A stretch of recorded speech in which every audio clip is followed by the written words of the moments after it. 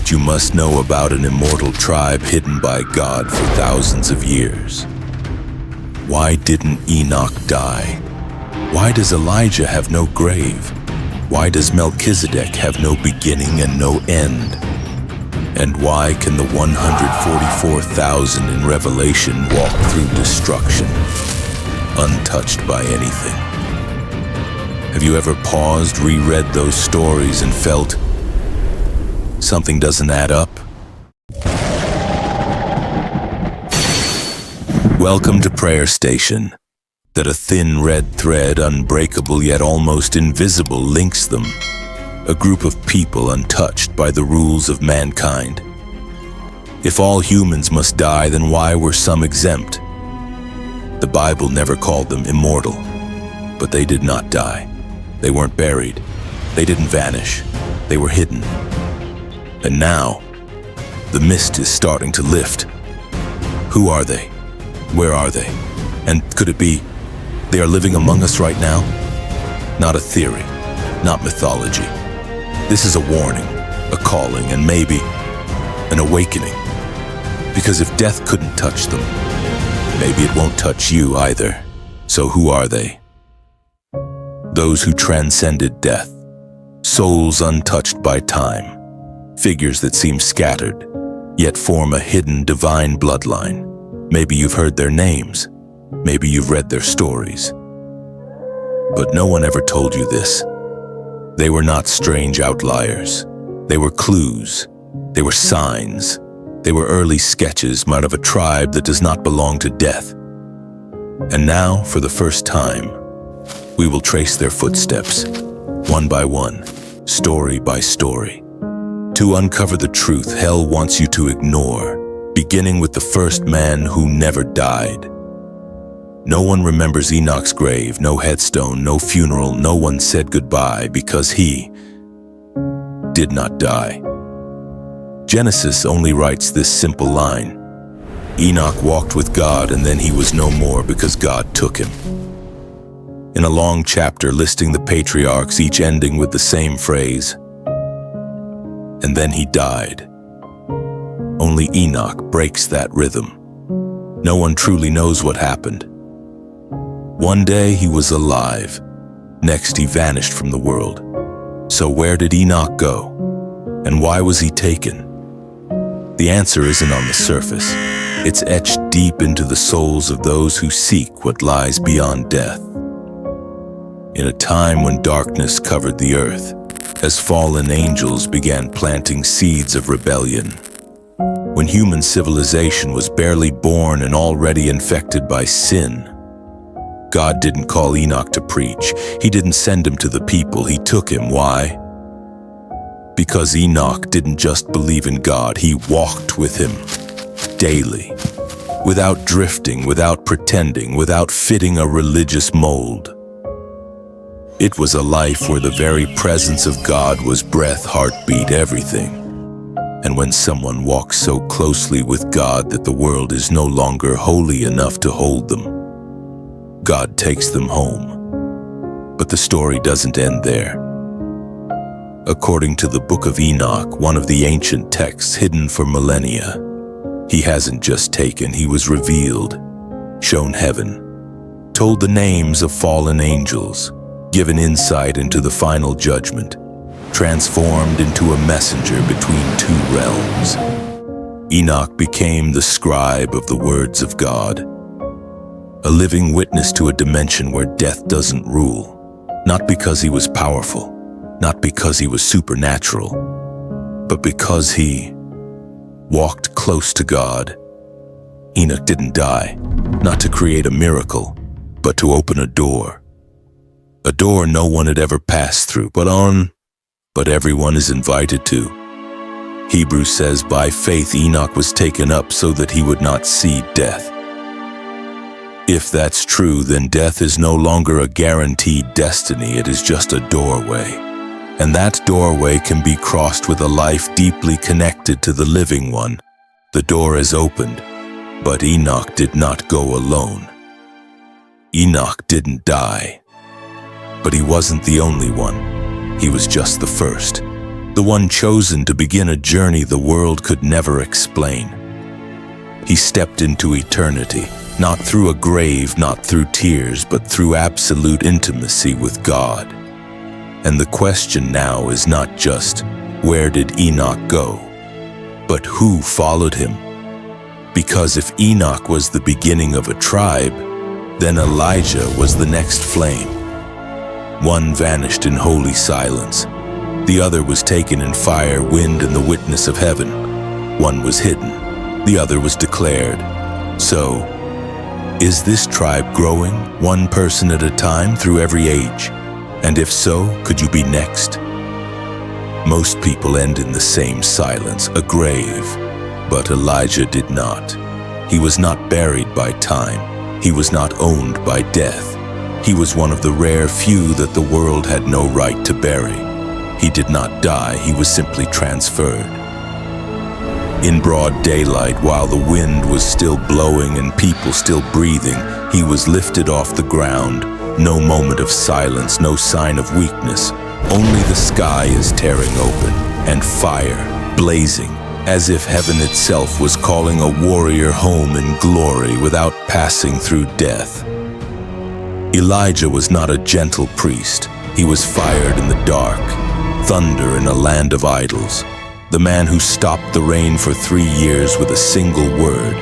The man who called down fire from heaven and never bowed to a wicked queen.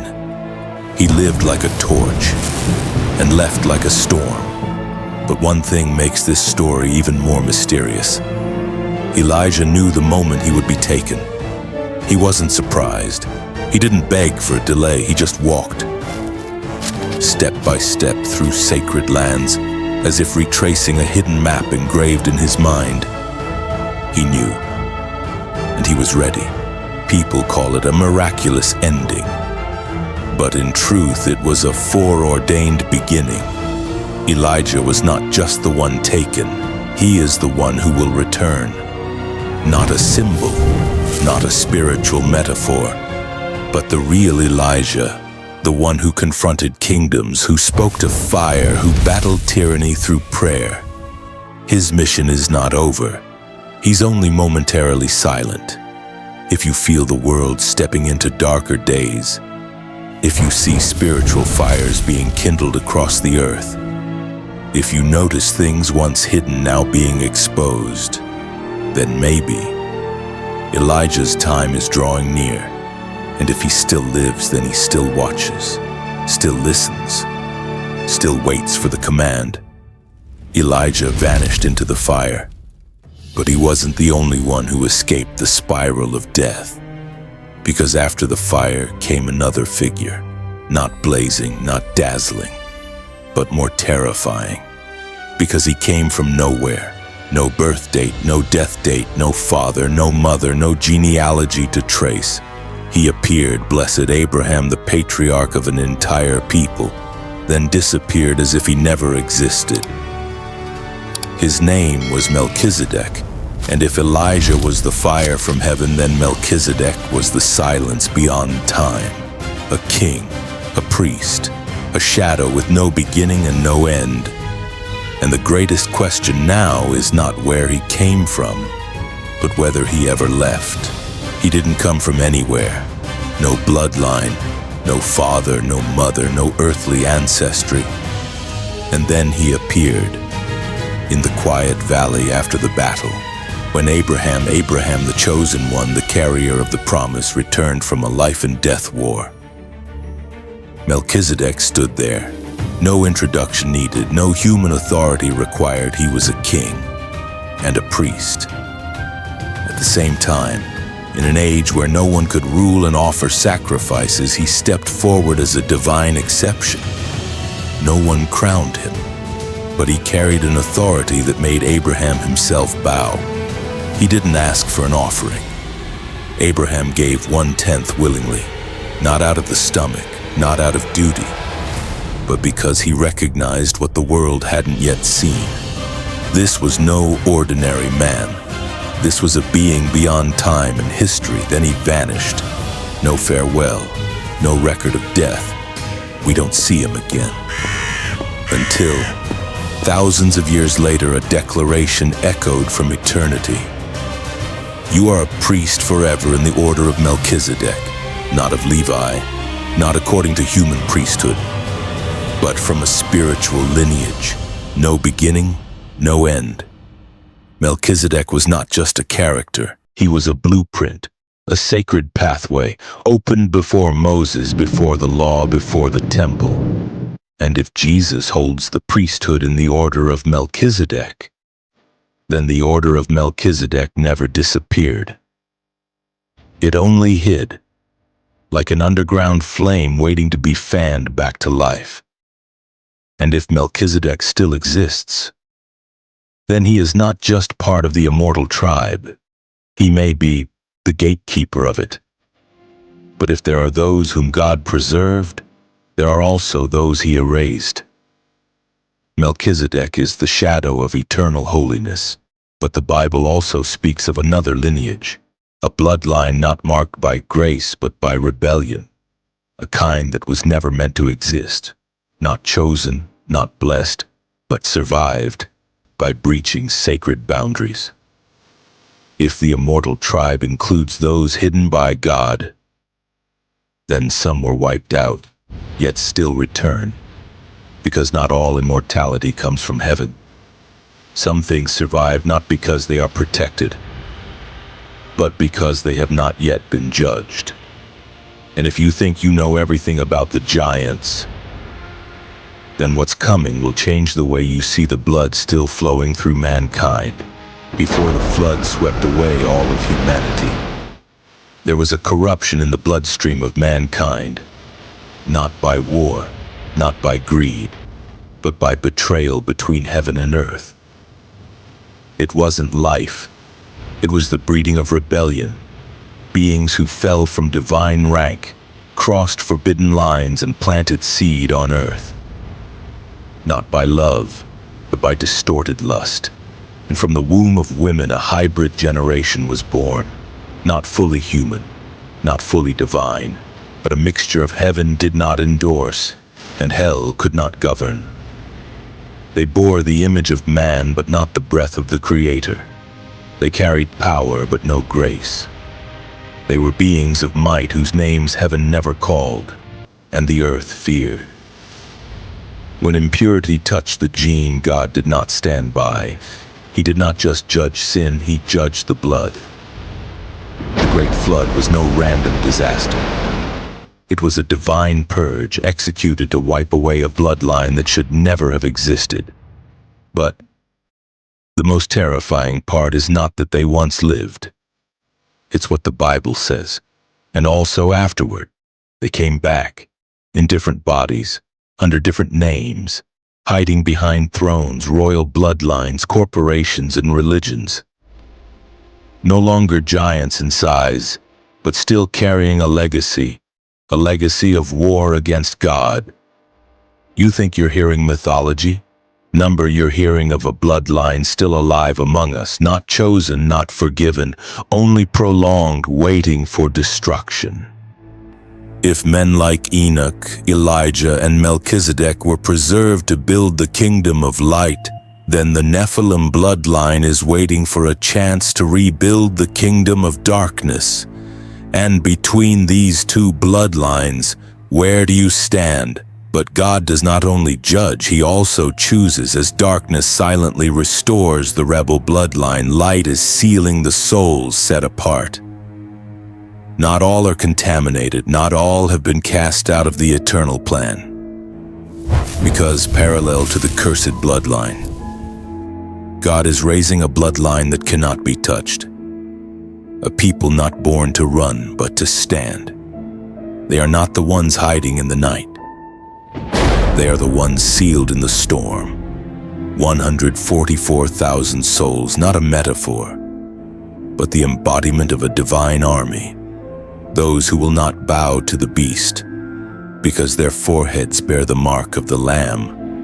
And if the blood of the Nephilim is rising, then maybe the 144,000 chosen ones have already begun to rise, when the world trembles under the feet of dark empires, when the final flood comes not with water but with lies, destruction, and chaos, there remains a group that cannot be shaken. Not because they're stronger than others, not because they're better at hiding, but because they have been sealed. 144,000, a number not meant for counting, but to declare not one of them is missing. They don't hide in the shadows. They don't blend into compromise. They are sealed to stand out in a world crumbling piece by piece. This is not my fault. This is a real army trained not with weapons but with purity, obedience, and the holy calling of the Eternal One. They don't flinch when the sun disappears. They don't fear when the beast roars from the pit. They stand firm because they belong to a king who cannot be overthrown. They are the first fruits, not just the first results, but the living prophecy that a great harvest is still to come. They are not the leftovers, they are the chosen, selected from every tribe, but not bound by bloodline. They belong to the 12, the symbol of divine order, multiplied by 12,000, the symbol of earthly completion, a perfect military code, a strategy written before the foundation of the world. And while others bear the mark of the beast, they carry the seal of the Lamb. No one can see it, but hell trembles because of it. They don't pray to escape. They were born to enter into the final battle, into the moment of destiny, into the place where the masses tremble. But they sing a song no one else can sing, a song only for the sealed. And if your heart is stirring as you hear about them, maybe you're not just an observer, maybe you're part of their formation. They have been sealed, they have been prepared. But can you recognize them? Can you tell the difference between an ordinary person and one carrying an eternal mission? Because they don't boast, they don't wear crowns, they don't seek attention. But every step they take shakes the darkness. Every prayer they pray pushes hell backward. And now, as signs flare up all around us, maybe it's time to look at the Bible again, not just to reread, but to read closely. Because maybe God never hid them from us. He hid them in the Bible, for those who lay long enough to seek. So, what are those clues saying? We're about to enter the most dangerous part of the journey, the part Scripture doesn't shout, but speaks with thunderous silence, the part the ancients called the heavy silence of heaven. Now is the time to unlock it. Now is the time we step into the expert commentary, the part that turns every theory into a warning, and every story into a life or death decision. Are you ready? You won't find the phrase Immortal Tribe in any Bible translation. No official keyword, no mainstream doctrine. But if you read deep enough, if you dare to look beyond the printed page, the Bible has never been silent about them. It simply speaks in the language of those who know how to listen. Enoch was taken without dying. Elijah was carried up in a chariot of fire. Melchizedek had no beginning, no end. 144,000 sealed to survive the darkest days. And the Nephilim, a forbidden bloodline, lurking between the lines of history, never fully erased. This is no longer a string of strange events. This is a spiritual map, a blueprint encrypted across the ages. Each one of them is not merely lucky to escape death. They are prophetic signals, pieces of a divine program hidden by God, not to be forgotten, to be revealed at the right time. And that time may have begun. Because if Enoch never died, if Elijah must still return, If Melchizedek is still functioning as priest, if the 144,000 are being trained in silence, if the Nephilim are still operating across generations, then you are not just rereading an ancient story. You are living in its final chapter, a chapter where death is no longer the end, but the sieve to separate the seed of light from the bloodline of darkness. You cannot stay on the sidelines, because all the signs are pointing to one final confrontation between those chosen to live forever and those kept alive to face judgment. And when the final prophecy is unsealed, you won't have time to learn. You'll only have time to choose. So, if you're still unsure, listen closely. This plan doesn't require full understanding, but it will require your allegiance when the curtain rises. The Bible doesn't repeat everything, but it always leaves clues, and all the clues are converging right before your eyes. You are not an observer, you are an heir. You are not just hearing about the Immortal Tribe. You may be one of them, but how will you know for sure? That will be answered now. Get ready, because the next part will not just speak about them, it will speak your name. You've heard about them, no grave, no funeral, no trace, only disappearance from humanities, an appearance in sacred history. But the question is no longer, are they real? The question is, if they're living among us, who are they waiting to walk beside? Maybe it's you. You felt it, a nameless spiritual hunger, a sense that you were called for something greater. A recurring whisper in your soul. There's something inside me that doesn't belong to this world. Because the Immortal Tribe does not live by blood and flesh. They live by the seal, by the mission, by faithfulness in the unseen. If you're hearing this, maybe you're not a viewer. You're the main character. Lord, I don't ask to be great. I only ask to belong to the army you've prepared. If you are calling a generation that will not bow in the face of vision, let me be part of it. If you are awakening the forgotten ones, awaken me. If the Immortal Tribe has yet to be revealed, start with my heart, Lord. I am ready.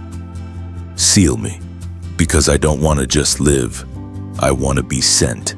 If you feel like your name was just called, don't let the story end here. Like this video, if something just stirred in your spirit, follow Prayer Station, because this journey isn't over. It's only just beginning, and share this video with someone you believe. They are not ordinary, someone set apart, because if death couldn't touch them, maybe it won't touch you either. And now is the time for you to rise as part of the Immortal Tribe.